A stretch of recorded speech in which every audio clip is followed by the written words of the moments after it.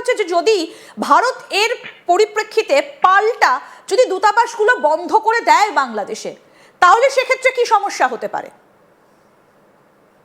দেখুন, withdrawal itself কিন্তু একটা বড় স্টেপ, এটা কিন্তু কোনো মানে ছোটখাটো স্টেপ নয়।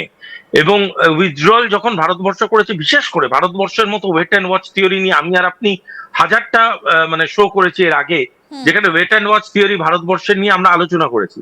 তো সেই ভারতবর্ষ যখন উইথড্র করেছে, এটা মেনে নেওয়া বাধ্য আমরা সবাই, যে তারা ভাবনা চিন্তা করেই উইথড্র করেছে, হঠকারিতা কোনো সিদ্ধান্ত নয়। দ্বিতীয় কথাটা হচ্ছে, বাংলাদেশের যদি ভিসা প্রসেসটা ধরুন তর্কের কারিতে পুরোপুরি বন্ধই করে দিল ভারতবর্ষ, তাতে ভারতবর্ষের কি ক্ষতি হবে, এটা ভারতীয় হিসাবে আমরা দুজন আগে আলোচনাটা করি। ভারতবর্ষের খুব একটা ক্ষতি হবে না, তার কারণ হচ্ছে ভারতবর্ষের বাংলাদেশের উপরে ডিপেন্ডেন্সি সে অর্থে কিছু নেই। তো বাংলাদেশ আমাদের ভিসা বন্ধ করে দিলে আমাদের উপরে খুব একটা তাতে চোটপাট হবে না। ওই হাস্যকর কিছু কৌতুক তৈরি হতে পারে, আর এর থেকে বেশি কিছু নয়। কিন্তু বাংলাদেশের ভিসা যদি ভারত বন্ধ করে দিতে দেয়, তাহলে সব থেকে আগে যেটা হবে, যেটা বলতে গেলে আমার মুখ কাঁপছে, সেটা হচ্ছে বাংলাদেশের যে লক্ষ লক্ষ সাধারণ মানুষ ভারতবর্ষের চিকিৎসাধীন, তারা ভারতবর্ষের ডাক্তার দেখায়, ভারতবর্ষের চিকিৎসা করায়, সেই lakh lakh medical visa cancel হতে শুরু করলে বহু মানুষ কিন্তু তার জন্য সাফার করবে। এবং এই সাফারিং এর কারণ এবং দায়ী ভারতবর্ষ হবে না, এই সাফারিং এর কারণ হবে বাংলাদেশ থেকে আসা ব্যবহারগুলো, যেটার জন্য ভারতবর্ষ এরকম ধরনের একটা পদক্ষেপ নিতে বাধ্য হলো। এটা আমাদের বুঝতে হবে। দ্বিতীয় জিনিসটা খুব ইম্পর্টেন্ট এখানে বোঝা, ভারতবর্ষে বহু বাংলাদেশি ছাত্র ছাত্রীরা পড়াশোনা করতে আসে, রবীন্দ্রভারতী, বিশ্বভারতী, আমি দু একটা নাম বলছি, জেএনইউ, এরকম বহু জায়গায় আছে। এই ছাত্র ছাত্রীদের আমরা কালচারাল ডিপ্লোমেসির মাধ্যমে, আপনার এডুকেশনাল অসমোসিসের মাধ্যমে আমরা এদের একাডেমিক সহায়তা করি, এদেরকে আরো পড়াশোনা করার সুযোগ করে দিই, আরো সাপোর্ট দিই। এই যে এডুকেশনাল যে এনভায়রনমেন্টটা তাদেরকে আমরা দিই, সেটা চলে গেলে এই ছেলেমেয়েগুলো কোথায় পড়াশোনা করবে? অর্ধেকের বেশি দেশ তো বাংলাদেশের ভিসা অলরেডি ক্যান্সেল করতে শুরু করেছে। অর্ধেকের বেশি দেশ তো অলরেডি বলতে শুরু করেছে যে বাংলাদেশে আমাদের দেশ থেকে হাঁটো।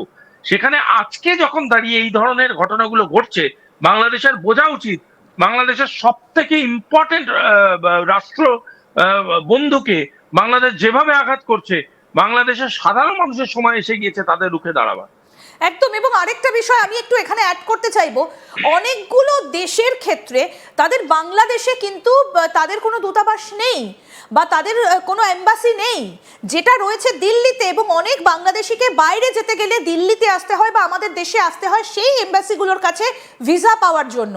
তাহলে যদি ভারত বন্ধ করে দেয় বাংলাদেশিদের ভিসা দেওয়া, তাহলে তো তাদের বাইরে যাবার দরজাটাও বন্ধ হয়ে যাবে। ম্যাডাম, ভেরি ইম্পর্টেন্ট পয়েন্ট আপনি এটা যেটা তুললেন, আমি এখানে একটা খুব ইম্পর্টেন্ট পয়েন্ট আছে। আচ্ছা, বাংলাদেশে কি জায়গার অভাব যে এই দেশগুলো তাদের দূতাবাস ওখানে করেনি? কেন করেনি সেই প্রশ্নটা আসাটা খুব দরকার। কেন তারা বাই চ্যানেল ডিপ্লোমেসিতে বিশ্বাস করছে? কেন তারা সবসময় চেষ্টা করে ভারতের থ্রু দিয়ে বাংলাদেশকে দেখতে? কেন? কারণ তারা বিশ্বাস করে ভারতের থ্রু দিয়ে বাংলাদেশকে দেখলে তারা এবং তাদের ডিপ্লোমেসি সিকিওর থাকবে। বাংলাদেশে কেন ওপেন দূতাবাস তারা করেনি? বাংলাদেশে কেন তারা ডাইরেক্ট পেনিট্রেশন ঘটায়নি?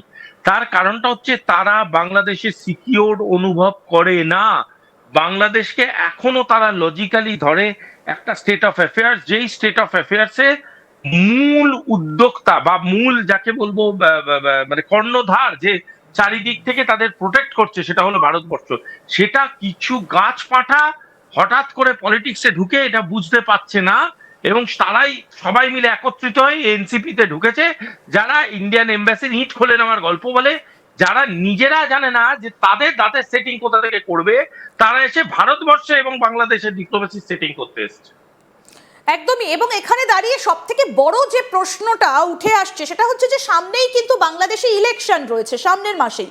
এখনো পর্যন্ত যা নির্ধারিত দিন, অর্থাৎ 12ই ফেব্রুয়ারি ইলেকশন হতে চলেছে বাংলাদেশে। তার আগে ভারতের এই সিদ্ধান্ত বড় কোনো ধামাকা হতে চলেছে কি, আমরা এই আলোচনাটায় আসবো শুভাশিস। তবে তার পাশাপাশি আরেকটা গুরুত্বপূর্ণ বিষয় আমরা একটু নজর রাখবো, যে ইউএস এর ভরসা এখন বাংলাদেশ করছে, যে ইউএসএ কে আমন্ত্রণ পত্র দিয়ে বাংলাদেশের ভেতরে একেবারে ঢুকিয়ে নিয়েছেন মোহাম্মদ ইউনূস, সেই আমেরিকাও চাকর বাকরের থেকেও অধম মনে করে বাংলাদেশকে। কেন? তার 5টা এক্সাম্পল, 5টা কারণ আজকে আমরা তুলে ধরবো আপনাদের সামনে। দেখুন, এবার আমরা যে আলোচনাটায় আসব যে আমেরিকা বাংলাদেশকে ঠিক কি মনে করে, কারণ বাংলাদেশ থেকে আমেরিকাতে যেতে গেলে নির্দিষ্ট মাত্র 3টে বিমানবন্দর রয়েছে, সেগুলো ছাড়া আমেরিকায় ঢুকতে পারবেন না বাংলাদেশিরা, এবং তার সঙ্গে 13 লক্ষ টাকাও তাদেরকে দিতে হবে একেবারে গুনে গুনে। কি সেই বিষয়টা, এবার সেগুলো আপনাদের সামনে তুলে ধরবো। আন্তর্জাতিক সম্পর্ক বিশেষজ্ঞ শুভাশিস ব্যানার্জি রয়েছেন আমাদের সঙ্গে।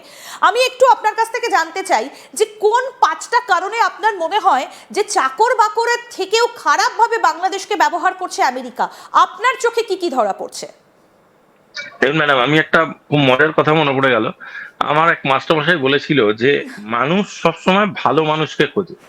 মানে আমি যতই খারাপ মানুষ হন না কেন, ওসামা বিন লাদেন, ধরুন ওসামা বিন লাদেন যদি তার মেয়ের জন্য পাত্র খুঁজতো, সে কি এরকম কোনো অ্যাড দিত যে আমি সব থেকে খারাপ ছেলেটাকে আমার দরকার আমার মেয়ের জন্য, যে সব থেকে বড় গুন্ডা, যে একদম কথায় কথায় লোকে মুন্ডু ছেদ করে দেয়, নাকি বলতো একটা ভালো ছেলেকে দরকার যে আমার মেয়েকে সুখী রাখবে? তো যে দেশ যতই খারাপ হোক না কেন, সেই দেশ কিন্তু যার সাথে সম্পর্ক গড়বে সে চায় সে যেন ভালো হয়। তো এই যে মাইন্ডসেটটা কিন্তু খুব ইম্পর্টেন্ট। এই মাইন্ডসেটটাকে মাথায় রেখে যেটা সব থেকে বড় ঘটনা, সেটা হলো কোনো না কোনো জায়গায় দাঁড়িয়ে আমেরিকা জানে যে বাংলাদেশ হচ্ছে সেই লুঙ্গির বুক পকেট যেখানে না পয়সা রাখা যাবে না কাগজপত্র। সুতরাং সেই কাগজপত্র এবং পয়সা যখন রাখা যাবে না, তাহলে এই বুক পকেটটার আবশ্যকতা কোথায়, এই বুক পকেটটা কোন কাজে লাগবে? পয়েন্টটা খুব সিম্পল, বোঝার চেষ্টা করবে। বাংলাদেশকে তারা বলছে স্কোয়ার ফিটে ঢুকেছে, ঢুকে বিচ সাইড নিয়ে নিয়েছে, বিচ সাইড স্কোয়ার ফিটে নিয়ে তারা তাদের বিভিন্ন রকম অ্যাড্রেসিং এবং বিভিন্ন রকম ট্রেনিং করছে। আচ্ছা, এই যে বিভিন্ন রকম ট্রেনিং করছে, অ্যাড্রেস করছে, এখানে বাংলাদেশকে তোয়াক্কা করছে না, এটা বাংলাদেশের ইজ্জতে লাগে না? দ্বিতীয় জিনিসটা হচ্ছে বাংলাদেশে এসে বাংলাদেশের ট্রেনিং করছে, বাংলাদেশের সেনাবাহিনীকে কোনো রকম ইনক্লুড করছে না। আচ্ছা, এটা কি অসম্মানের ঘটনা? তৃতীয়ত, ডিপ্লোমেসির দিক থেকে বাংলাদেশকে ভিসা দিচ্ছে 13 লক্ষ টাকার বিনিময়ে। আচ্ছা, এটা কি তাদের সম্মানে লাগে না? চতুর্থ অদ্ভুত কথা, বাংলাদেশকে এডুকেশন ভিসা লিমিটেড করে দিয়েছে। কেন? বাংলাদেশের বাচ্চা কাচ্চাদের কি পড়াশোনা করার অধিকার নেই? এবং পঞ্চম, সব থেকে ইম্পর্টেন্ট যে জিনিসটা, বাংলাদেশের ডিপ্লোম্যাটিক যে কোনো এডের জন্য আমেরিকা কোথাও কোনো ফেভারে ভোট দিচ্ছে না। কেন? সুতরাং মানে একটা জিনিস বুঝুন, যে লোক দেখানোর জন্য একটা দাঁত আর খাবার জন্য অন্য দাঁত ব্যবহার করে আমেরিকা। আমেরিকা ভারতবর্ষের সাথে চাইছে আরো আরো ডিল বাড়ুক, আরো আরো ট্রেড বাড়ুক। আর আমেরিকা বাংলাদেশকে বোঝাচ্ছে আমি তোমার পাশে আছি, এবং এই বলে বলে তারা বাংলাদেশের ভিতরে ঢুকে পড়ছে। বাংলাদেশের ভিতরে গিয়ে তারা যথার্থভাবে এক্সিস্ট করছে, তারা ভারতীয় ইনভেস্টমেন্ট, চাইনিজ ইনভেস্টমেন্ট গুলোতে হস্তক্ষেপ করছে।